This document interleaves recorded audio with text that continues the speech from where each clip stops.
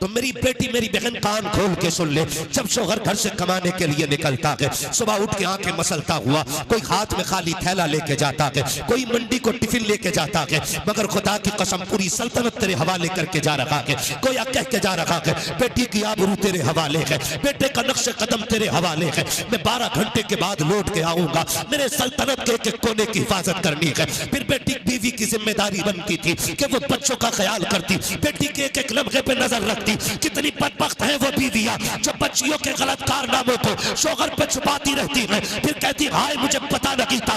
मैं पूरी गारंटी के साथ कहता हूँ बेटी का कदम सही या गलत ये हो ही नहीं सकता कि माँ को खबर ना हो। माँ एक एक बच्चे की एक एक हरकत को जानती है, वो औरतें सितम करती है घर पे, जो बच्चियों को गलतियों को शोहर से इसलिए छुपा लेती है कि बच्ची नादान है, कल संभल जाएगी, आज गलती की है कल बदल जाएगी। जिंदगी कितनी है? अगर आप बड़ी से बड़ी उम्र गिने 100 साल और आगे निकल जाए 200 साल, हल ये है कि अगर 1000 साल भी जिए ना तो मरना है। क्या करना है? मरना है। 1000 साल भी बंदा जी लिए तो मरना है। मौत उसकी है करे जिसका जमाना अफसोस, यूं तो दुनिया में सभी आए हैं मरने के लिए। ये भी कोई जिंदगी है? 60 साल जिए, 70 साल जिए, मर गए, न कोई नाम लेने वाला न कोई पूछने वाला। जिंदगी वो कितनी खूबसूरत है। 800 साल हो गए लेकिन अजमेर वाले को आज भी बच्चा बच्चा जानता है। सैकड़ों साल हो गए आज तक आला हजरत के नाम के नारे लग रहे हैं। महीने बीत गए, साल बीत गए, सदियां गुजर गई, लेकिन आज तक नाम के नारे लग रहे हैं। अजमेर में कौन आया था? क्या कोई लाखों की फौज लेके आया था? क्या कोई शानो शौकत और मर्तबे जाहो जलाल के साथ आया था? नहीं, वो अजमेर वाला जो आया था ना, एक चटाई, एक लोटा, एक लाठी का सहारा हिंदुस्तान में आया और अल्लाह अल्लाह की ऐसी ज़र्ब लगाई कि 90 लाख कलमा पढ़ के मुसलमान हो गए थे। 800 साल हो गए, बच्चा बच्चा जानता है कि मोइनुद्दीन अजमेरी किधर रहते हैं, ये सबको पता है। एक ऐसी जिंदगी हमें जीनी है कि सदियों तक न सही, कम से कम कुछ नस्लें तो हमें याद रखें, कुछ नस्लें तो हमें याद रखें। याद रखिएगा, आज हम मौजूद हैं, बोलो है कि जो है वो सबूत दे, जो नहीं है वो कब्रिस्तान चले जाए। है कि नहीं? हम लोग आज हैं, कल थे हो जाएंगे। आज हैं और कल थे हो जाएंगे, और गुजरे हुए कल में आने वाले थे, यानी कि न थे न रहेंगे, बस है। एक दिन किस्से पारी ना बनेंगे, एक दिन गुजरा हुआ कल बनेंगे। कहीं ऐसा ना हो लोग कहें एक बुरा शख्स मिला था। हर शख्स अपने बारे में सोचे जो मैं बात करने लगा। कहीं आने वाली नस्लों में ये तज़किरे ना हो कि इनका जो दादा था ना वो बहुत खराब था, इनका जो बाप था ना वो बहुत खराब था। वो तो करम हुआ अल्लाह का कि बहुत कम उम्र में उठा लिया उसे, वरना पूरा मोहल्ला परेशान था। याद रखिए, अगर इस तरह याद किए गए ना तो समझ लेना फिर कब्र में करवट लेने की जगह नहीं मिलेगी, कब्रों में करवट लेने की जगह नहीं मिलेगी। इज्जतें कब्र में उनका इंतजार करेंगी जो जिएंगे भी हुजूर के लिए और मरेंगे भी हुजूर के लिए। ये याद रखिए, जो जिएंगे भी हुजूर के लिए और मरेंगे भी हुजूर के लिए। मेरे आका जिस दौर में तशरीफ लाए उस दौर में भी सितम उरूज पे थे, उस दौर में भी बदकारी आम थी, उस दौर में भी गुनाहों का सैलाब था। लेकिन आमीना का लाल आया, उसने जमीन पे कदम रखा, उसके करम की हवा ने सितम की तमाम धुएं को साफ कर दिया, और फिर कायनात के अंदर इंसाफ का सूरज नमूदार हुआ। फिर वो दौर जमाने ने देखा कि जिस दौर का हाल ये था कि एक ही सफ में खड़े हो गए महमूद व अयाज, ना कोई बंदा रहा ना कोई बंदा नवाज। वो दौर इस्लाम ने पैदा किया कि जिसका लोग तसव्वुर नहीं कर सकते थे, वो नजरिए इस्लाम ने अता किए। जिसको लोग सोच नहीं रखते थे, वो हालात इस्लाम ने अता किए। आप गौर करें, आज दौर कितना नागुफ्ता भी है, आज हालात कितने बिगड़े हुए हैं। माफ कीजिएगा, ये हर घर की कहानी है। शादी ब्याह की बारी आती है तो सबसे पहले बेटियों के सरों की चादरें उतर जाती है, तब जाकर के शादियां उरूज पर आती है। जब बेटियों की इज्जतें नीलाम होती है, तब जाकर के शादियों में चार चांद लगा करते हैं। कभी मेहंदी के नाम पे, कभी रबजगों के नाम पे, कभी मेहंदी के नाम पे, कभी हल्दी के नाम पे, कभी फैशन के नाम पे, कभी तमाशों के नाम पे। हर दिन हर रात बेटियों की आबरू रेजी होती रही और हम इसे तरक्की का दौर कहते रहे। किस चीज को तरक्की कहते हो साहिब? जहां बेटियों के सर से दुपट्टे उतर जाए तुम उसे तरक्की कहते हो। जहां बेटियां बेपर्दा हो जाए तुम उसे तरक्की कहते हो। जहां बेटियों को बेपर्दा कर दिया जाए तुम उसे तरक्की कहते हो। हम तरक्की उस दौर को कहते हैं जिस दौर में पैदा होने वाली बेटी को ज़ैनब कहा जाता है, जिस दौर में पैदा होने वाली बेटी को उम्मे कुलसूम कहा जाता है। हम उस दौर को तरक्की का दौर कहते हैं जिस दौर में पैदा होने वाली बेटी को फातिमा ज़हरा कहा गया। हम उस दौर को तरक्की का दौर कहते हैं जिस दौर में पैदा होने वाली बेटी को खदीजतुल कुबरा कहा गया। हम उस दौर को तरक्की का दौर मानते हैं जिस दौर में पैदा होने वाली बेटी को आयशा सिद्दीका कहा गया। इसलिए हम कहते हैं वो अंधेरा ही भला था कि कदम राह पे थे, रोशनी लाई है मंजिल से बहुत दूर। नाराए रिसालत, नाराए गौस, मसलके आला हजरत, जलसा-ए मिलादुल नबी, मुफ्ती हमान साहब किबला, नाराए तकबीर। बुरा तो नहीं लग रहा है आपको? सुभान अल्लाह। लगे तो खाक से पाए मोरा लंग ने इस मुल्क के खुदा तंग ने। बहुत अच्छा। हाँ, हमें लगता है शायद ये कुर्सी हमें मिली ही इसलिए ताकि हक बात आपसे करें। निकलेंगे हम इस दौर से इंशाअल्लाह, वादा करते हैं इंशाअल्लाह। माफ कीजिएगा, बरेली शरीफ हमारा जिनका है वही बोले, तो जिनका ना हो वो आला हजरत को छोड़कर सुन्नियत साबित करके दिखा। सुभान अल्लाह, सुभान अल्लाह। सीधी सी बात, जिसका है मरकज वो बोले हमारा मरकज। हाँ, हमारा मरकज। हाथ किसके नहीं उठे? तेरा खाए तेरे गुलामों से उलझे। हाँ, वो ना एक वहां बड़ा ना छोटी सी क्लिप किसी मौलवी की उठा के ना उसमें मीम बना रहा था। तो मैंने कहा छाछ तो बोले ही बोला, चल्ली भी बोली जिसमें 36 छेद है। बहुत ये इतनी बदबख्त कौम है, इसका नाम ले दो तो जलसों की बरकतें उड़ जाती, लेकिन मजबूर करते। बस मेरी बात सुन ले, आज ये पोस्टमार्टम नहीं, ये कभी फिर करूंगा। आज अपनों का ऑपरेशन करूंगा। जिन जख्मों की पट्टी वक्त पे नहीं होती वो नासूर बन जाते हैं, और जब नासूर बन जाते हैं ना तो फिर वो लाइलाज हो जाते हैं, और लाइलाज लोग फिर कब्र में जाके ठंडे होते हैं। ये याद रखिए। मैं कुछ बीमारियां आपके सामने रखना चाहता हूं, माफ कीजिएगा माजरत के साथ। सबसे ज्यादा जलसे बरेली में हो रहे, सबसे बड़े बड़े शायर बरेली में आ रहे, ठीक है ना। हर दिन देखो बड़े बड़े शोरा। मैं किसी की नातखानी या किसी की बात के खिलाफ नहीं, लेकिन अपने तरीकों के खिलाफ हूं। लेकिन बड़े दर्द के साथ ये कह रहा हूं कि जो बच्चियां मुर्तद हो रही है ना, उनकी सबसे बड़ी तादाद बरेली से पैदा हो। क्या ये कह के हम छुट जाएंगे जी हम बरेली वाले थे? बोले क्या बरेलवी होने से सारे बंदे आला हज़रत हो जाएंगे? सारे बंदे मुफ्ती आजम हो जाएंगे? तो फिर इस चीज पे घमंड का है। कोई बंदा कहते हमें बरेली वाले, हमें तो सारी ठीक है जी बच से। कोई ये क्यों नहीं कहता हम हैं अल्लाह वाले? क्यों नहीं कहता कोई?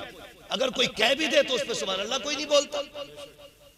क्योंकि बरेलवी होना आसान है, अल्लाह वाला होना मुश्किल है।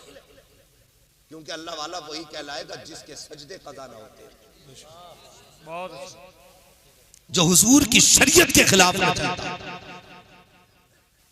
तो बदले थोड़ा सा अपने रवैयों को। हमें शौक है खाली 8, 20, 50 कलाम सुना जाओ बस, और हमें एक रात में जन्नती हो जाए। जन्नत इतनी सस्ती भी नहीं है बेटे, जो प्लेट में लुकमा था उठा के खा लिया। जन्नत सस्ती होती तो बिलाल कभी कोड़े न खाते। जन्नत सस्ती होती तो करबला में 72 सर न उतरते। जन्नत मुश्किल थी, इसलिए सैयदा ने लाल को कुरान पढ़ के दूध पिलाया था। आसान है जन्नत, आसान है जन्नत। आज मिजाज देखे अपने, हमें कोई आए एक रात में जन्नती कर जाए। मुझे बताओ ये बेटियां मुर्तद क्यों हो रही है, जबकि वहां से रिपोर्टें आनी चाहिए थी ज्यादा, जहां हमारा गढ़ नहीं है। हमारे गढ़ से कसरत के साथ बच्चियां मुर्तद हो रही है। अभी शाम के वक्त में मैं एक बरेली की बच्ची का वीडियो देख रहा था। वो कह रही है, उसने साफ बात कही है कि मेरा पीछा ना किया जाए। मैं फला तारीख इतने बजे घर से निकली हूं, मेरे बाप का नाम ये है, मेरा नाम ये है, हमारा पीछा ना करना। मैं अपनी मर्जी से घर छोड़ के आई हूं। यहां तक तो था मैं सोचने लगा कि इसका मुकद्दर जहन्नम था, चली गई। लेकिन अगली बात जो उसने कही ना, उसने कलेजा टुकड़े टुकड़े कर दिया। जानते हो उसने अगली बात क्या कही? उसने कहा मेरा ही पीछा क्यों कर रहे हो, इस जुर्म में मेरे साथ मेरी माँ भी बराबर की शरीक है। ये उस बच्ची का वीडियो गवाह है।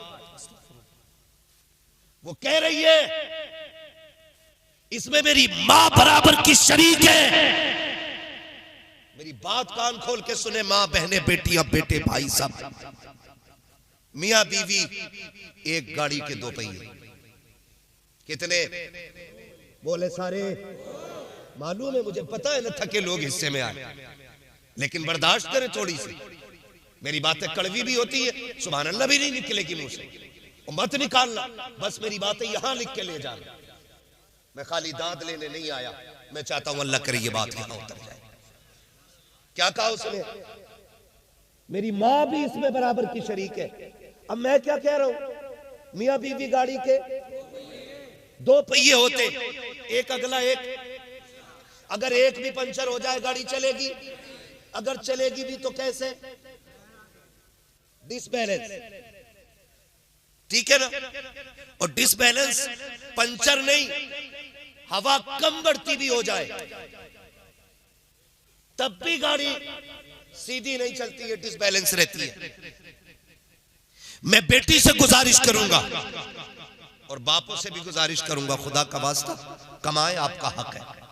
मजदूरी करें, मेहनत करें, आपका हक है। नेक नियत से करेंगे, इबादत है।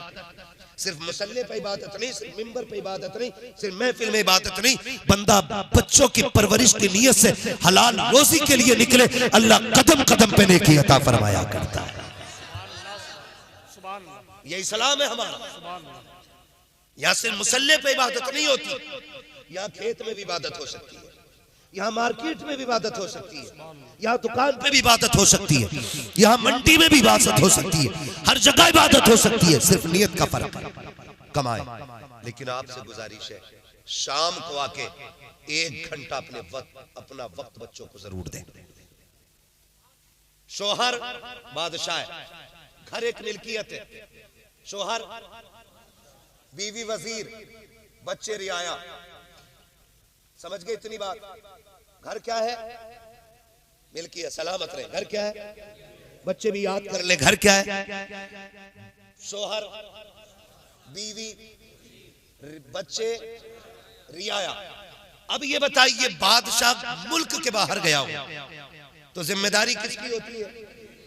सारे बोले ये बात एक एक बेटी को जाके बता देना। फरिश्ते इतने मीठे लहजे में बात नहीं करेंगे जितने में मैं कर रहा हूं। वो खाल उधेड़ देंगे अगर गलती हो गई तो। मैं ये बता रहा हूं आपको, अगर कोई तुम्हें फ्री की जन्नत बांटने वाला हो ना, तो मुझे भी उसका नंबर देना। मुझे भी फ्री की चाहिए। मैं भी नहीं करूंगा कुछ भी, लेकिन कान खोल के सुनिए। बादशाह कौन? सलामत रहे। वजीर कौन? रियाया कौन?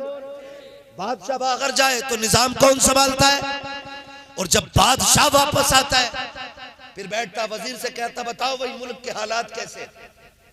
अब एक बात बताइए, बहुत संजीदगी से समझा रहा हूं, अल्लाह करे ये बात आपके जहन में उतर जाए। पूछता हाल क्या मुल्क के?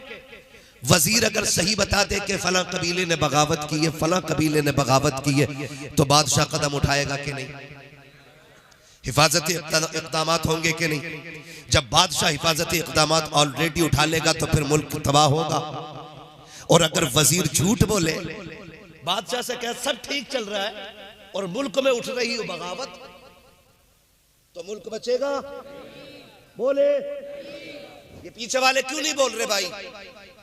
बचेगा मुल्क, बचेगा मुल्क।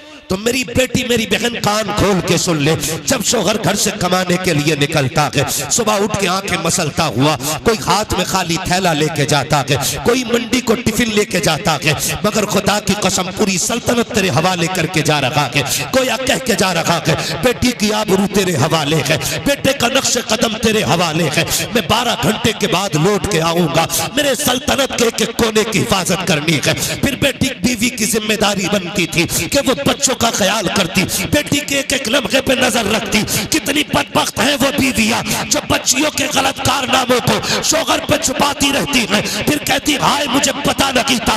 मैं पूरी गारंटी के साथ कहता हूँ बेटी का कदम सकी गया गलत, ये हो ही नहीं सकता कि माँ को खबर ना हो। माँ एक एक बच्चे की एक एक हरकत को जानती है। वो औरतें सितम करती है घर पे जो बच्चियों को गलतियों को शोहर से इसलिए छुपा लेती है कि बच्ची नादान है, कल सवर जाएगी, आज गलती की है कल बदल जाएगी। खुदा के वास्ते इस उठने वाली बगावत को इब्तदा में दबा दो, वरना आज एक गई है कल एक एक करके बेटियां चली जाएंगी। और आप पर भी लाजिम बनता है आंखें बंद करके बीवी पे भरोसा ना कीजिए, कभी खुद भी चेक किया करो, कभी खुद भी बच्चों में बैठा करो, कभी तबसरे किया करो। उस तरह निजाम चलाओ जैसे मेरे मुस्तफा ने निजाम चलाया है, जैसे हुजूर ने बच्चों को पाला था। तारीख के ये बाप कितने हसीन नजर आते हैं। खुदा की कसम आज की माँ बच्चों के ऐबों पे पर्दा डालती है, फिर बेटियां मुर्तद हो जाती है। कभी बेटी किसी के साथ जाती है, कभी किसी के साथ जाती है। माँ कहती मुझे पता नहीं क्या पढ़ाया तूने बेटी को, आज तुझे एक बेटी की कहानी बताऊं। तारीख का ये बाप पलट के देखो, मदीने की गली है, रात का सन्नाटा है, बिलाल की आवाज आती है, लोगों उठो हुजूर ने दीन के लिए खून मांगा है। लोग चीख करे, तोड़े लग गई हुजूर की बारगाह में। जो बहनें थी वो उठी, उन्होंने छोटे छोटे भाइयों को उठाया, उठा करके दूल्हा बनाया, तैयार किया। हर बहन को भाई प्यारा होता है, हर माँ को लाल प्यारे होते हैं, लेकिन बहनों ने भाइयों को तैयार किया। कंधे पे तलवारें रख के कहा था शहजादे जा तो रहे हो, लेकिन याद रखना उसके कदमों में जा रहे हो जहां जीने से ज्यादा जान लुटाने में मजा आता है। ए मेरे शेर जब तुम पलट के आओ हमें फख्र होगा, हम शहीद की माँ कहलाए, हम शहीद की बहन कहलाए। और अगर जिंदा भी वापस आ गए फिर भी फख्र होगा, हम गाजी की माँ कहलाएंगे, गाजी की बहन कहलाएंगे। तारीख गवाह है जब ये कह के बच्चे गए थे तो सबका यही ऐलान था कि इन्हें जाना इन्हें माना, न रखा गैर से काम, लिल्लाहिल हम्द में दुनिया से मुसलमान है। नारे तकबीर, नारे रिसालत, मसलके आला हजरत, इश्क मोहब्बत, इश्क मोहब्बत, इश्क मोहब्बत, इश्क मोहब्बत। बदलो भाई। खुदारा बहन बेटियों से गुजारिश है, दाग सिर्फ शोहर की इज्जत पे नहीं लगता है, दाग परिवार की इज्जत पे लगता है, परिवार की इज्जत पे लगता है। और बेटियों से मैं एक बात अर्ज करूंगा, मेरी बेटियों कसम खा के कहता हूं अल्लाह की इज्जत की कसम, तुम्हारा गुड्डू, तुम्हारा पप्पू, तुम्हारा सोना, तुम्हारा गोना, तुम्हारा मोना तुम्हें उतना प्यार नहीं दे सकता जितना प्यार और इज्जत तुम्हारा मजदूरी करने वाला बाप तुम्हें दे सकता है। उससे ज्यादा तुम्हें कोई इज्जत नहीं दे सकता। दुनिया तमाशाई बनी, दुनिया तमाशाई बनी है। कसम खा के कहता हूं मेरी बहन, तुझे तब तक लोग आंखों में रखते हैं जब तक तेरी इज्जत और आबरू लूट न ले। हाँ क्या तुमने नहीं देखा कितनी बेटियों की लाशें स्टेशन पे मिलती हैं, कितनी की पटरी पे मिलती हैं? कौन थे ये लोग? ये वही थे जो कहते थे तुझे जमीन पे कदम नहीं रखने दूंगा। उन्होंने तो सांसें ही छीन ली जिंदगी की। इनके लिए जो 4 रातों के लिए तुम्हें रानी बनाते हैं और फिर जिंदगी भर के लिए तुम्हें कुत्ता बना के छोड़ देते हैं रोडों पे, उनके लिए तुमने उनसे जफा की। जो मजदूरी भी करता रहा, उसने टोपी में पैबंद लगाए, बेटी तेरे दुपट्टे में पैबंद नहीं लगने दिए, उसके लिए छोड़ दिया तुमने बाप को। उस बाप को जो खून पसीना एक करके तुम्हें पालता रहा, जो जिंदगी लगा के तुम्हें संवारता रहा, तुमने उनके लिए माँ बाप छोड़ दिए। जाके बेटियों को समझाओ, उनसे कहो जाकर के, बेटी संभल के कदम रखना, याद रखना, अगर तू बहकी ना तो सिर्फ तेरी इज्जत नहीं, खानदान की इज्जत चली जाएगी। बाप कभी जिंदगी में सर नहीं उठा पाएगा। और आज तो बेगैरती की भी हद हो गई जी। सोसाइटी मुआशरे में भी बेगैरती इतनी हो गई है, आज भाग जाती है, कल कपड़े झाड़ के कह देता मेरा मतलब नहीं रहा उससे, लो साफ सुथरा हो गया, दूध में नहाया हुआ। ये बेगैरती है। कल हजरत जब किसी की बेटी को तलाक होती थी ना, तो 8-8 दिन बाप घर से नहीं निकलता था गैरत की वजह से। तलाक वाली बेटी का बाप नहीं निकलता था। आज भागी हुई की बेटी बाप पे फर्क नहीं पड़ता है। ये बेगैरती नहीं तो क्या है हमारी, ये बेहिसी नहीं तो क्या है हमारी। हो क्या गया हमें? हमारी आंखों का पानी मर गया। आओ करबला वालों के दर की खैरात खाने वालों, मुझे बात याद आ गई। कायनात की सबसे कम उम्र कारिया को सैयदा ज़ैनब कहा जाता है। ये मौलाए कायनात मौला अली की शहजादी, खातून जन्नत के जिगर का टुकड़ा ज़ैनब वो है जिन्हें मुस्तफा ने अपना लुआब तक चखाया है। सबसे कम उम्र में सबसे पहली कुरान की कारिया बनने वाली जात हजरत सैयदा ज़ैनब की जात।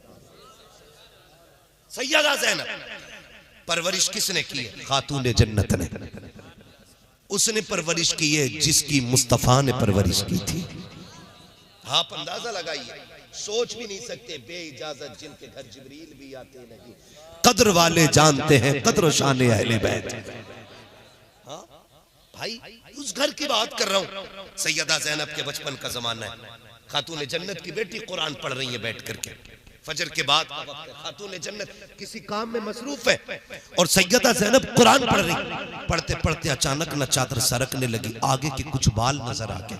खातून जन्नत की नजर पड़ गई, काम छोड़ा, ऐसे दौड़ी जैसे लोग मरते हुए को बचाने दौड़ते। जाके बेटी के जहां बाल थे ना, हाथ रख लिया। ज़ैनब दुपट्टा संभाल। अम्मी क्या हुआ? कहा बेटी कुछ बाल नजर आने लग गए। अम्मी तो फिर ऐसे दौड़ी, मैंने सोचा पता नहीं क्या हो गया। कहा ना बेटी, इससे बड़ी कयामत कोई नहीं हो सकती कि एक बेटी की सर की चादर सरक जाए। कहा बेटी पूरी जिंदगी ये दुपट्टा ना सरकने देना, दुपट्टा न सरकने देना। ये कौन कह रहा है? ये वो कह रही है जिसको रब ने जन्नती औरतों की मलका बनाया। तेरी मेरी बेटी न मलका, न शहजादी हुजूर की, न सैयदजादी, न वलिया, न राबिया बसरिया, न ज़ैनब, न उम्मे कुलसूम, न रुकैया, कोई नहीं हो। फिर घमंड, जितने बड़े बाप की बेटी उतनी बेगैरती से गले में दुपट्टा है। क्यों? उसे डर नहीं है दामाद मिलेगा कि नहीं। उसे पता है मेरे बाप के पास इतना पैसा है, मैं कितनी भी बेकार हो जाऊंगी, मेरा बाप दामाद खरीद लाएगा। कम से कम कुछ सोच करके गरीब की बच्चियां चादर ते रखे रहती हैं। कम से कम वो ये सोचती हैं हम पे और कुछ नहीं सिवाय इज्जत के। वो उसकी हिफाजत करती है। गलत नहीं कह रहा हूं, आप बुरा मत मानिए, ये कड़वी सच्चाई है। मेरा दिल जल रहा है अंदर से जो बातें कह रहा हूं, दिल जल रहा है। जितने अमीरों की शादी जाके देखो, जाना होता दावतें हमें भी दे देते लोग, वहां जाके देखो तो कुत्ता तरीका होता खाना खिलाने का, गधों की तरह खाना खा रहे चाहिए, सुन्नत का तरीका ही खत्म। और फिर हम सबसे बड़े मसला के आला हज़रत वाले, जब हम खड़े होकर कुत्तों की तरह खाना खाते तब मसला के आला हज़रत किधर है? जब बेटियां मर्दों के साथ मैरिज हाल में बैठी होती हैं तब मसला के आला हज़रत किधर होता है? क्या सिर्फ नारे का नाम मसला के आला हज़रत है? जानते हो सरकार मुफ्ती आज़म हिंद मुफ्ती आज़म आलम इस्लाम, आपने जाना उन्हें? नहीं जाना ना, मैं बताऊं। आपके घर में किसी की शादी थी, फंक्शन था हज़रत के घर में ना, 3 दिन तक खाना चलता रहा।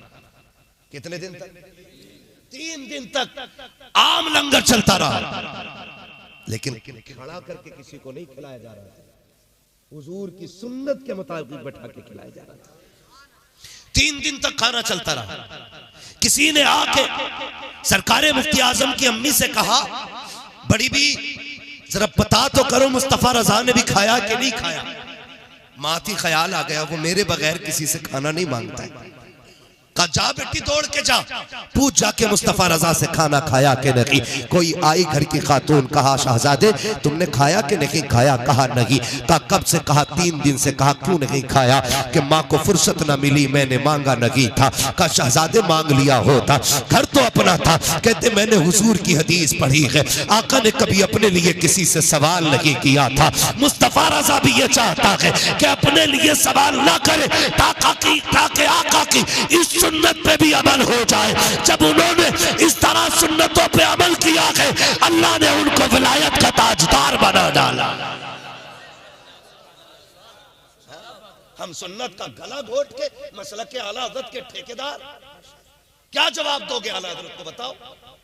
पूछेंगे मुफ्ती आजम, बताओ मेरे घर की तो बेटियां भी बिना वजू के खाना नहीं बनाती थी, तेरी बेटी बगैर पर्दे के गैर महरम के साथ महल में कैसे आ गई?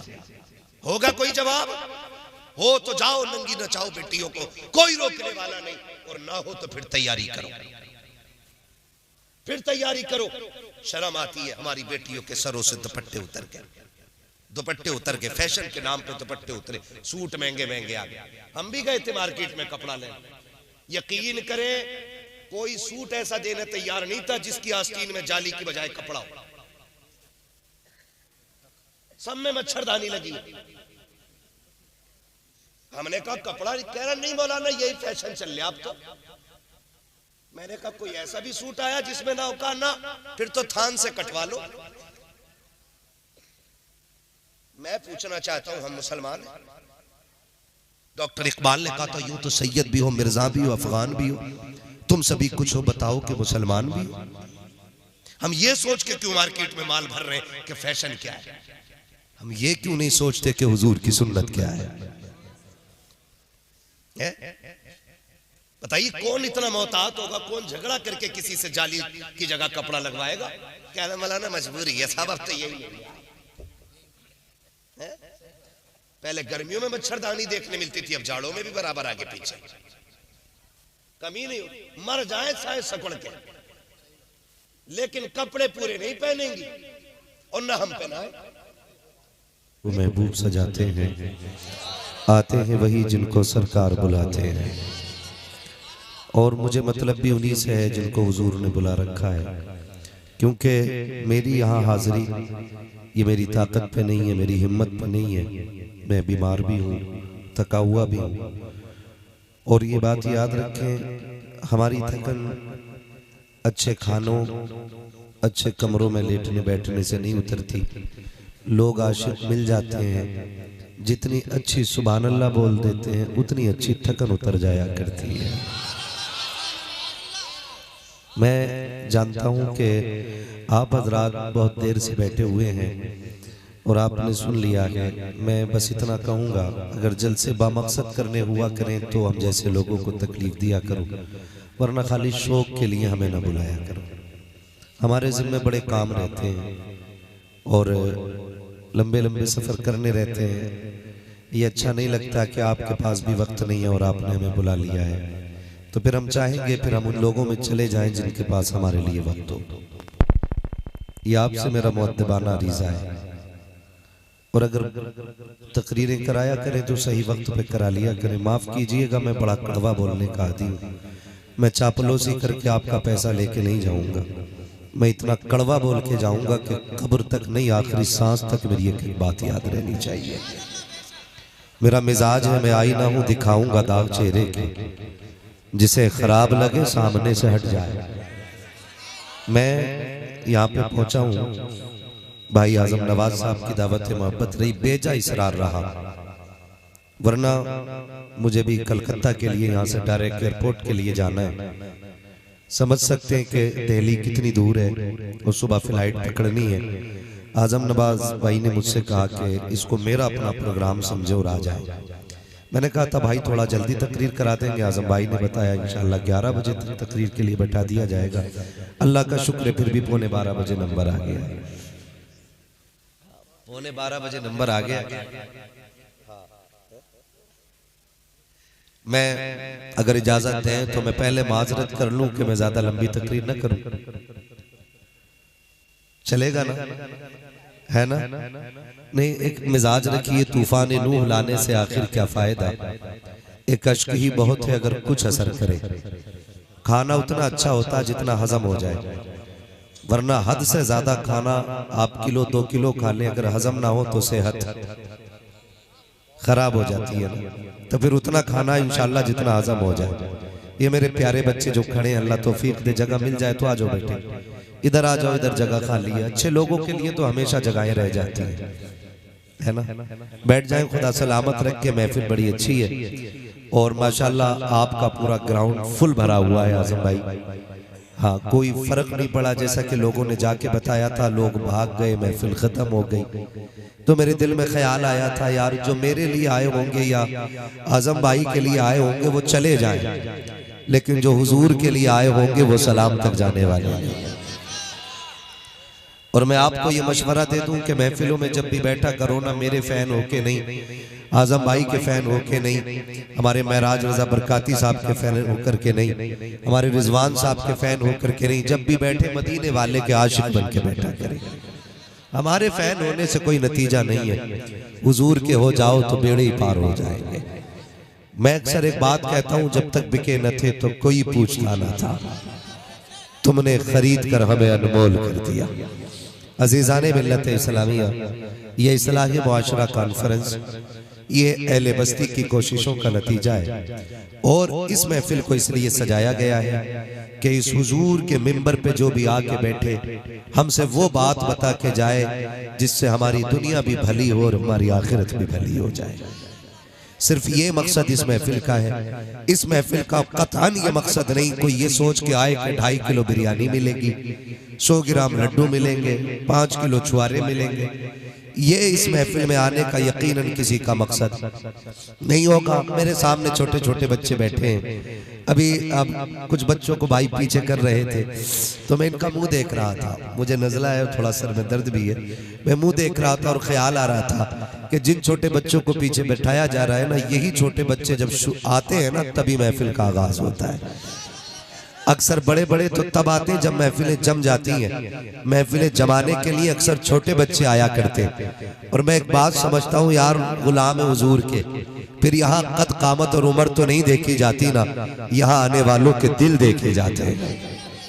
यहाँ आने वालों के दिल देखे जाते हैं। मैं उन टहलने वालों से जो 6-6 फीट के टहल रहे हैं ना, उनसे अफजल आला इन 1.5 फीट के बच्चों को समझ रहा हूँ जो इतनी रात में बैठ के हुजूर की महफिल को सजाए हुए हैं। अल्लाह इन बच्चों को सलामत रखे, इन बच्चों के माँ बाप को सलामत रखे। जिस परिवार में ये पल बढ़ रहे हैं, अल्लाह उस परिवार के दिन न्यारे फरमा दे। सुनेंगे थोड़ी देर, पीछे वाले लोग भी तैयार है ना।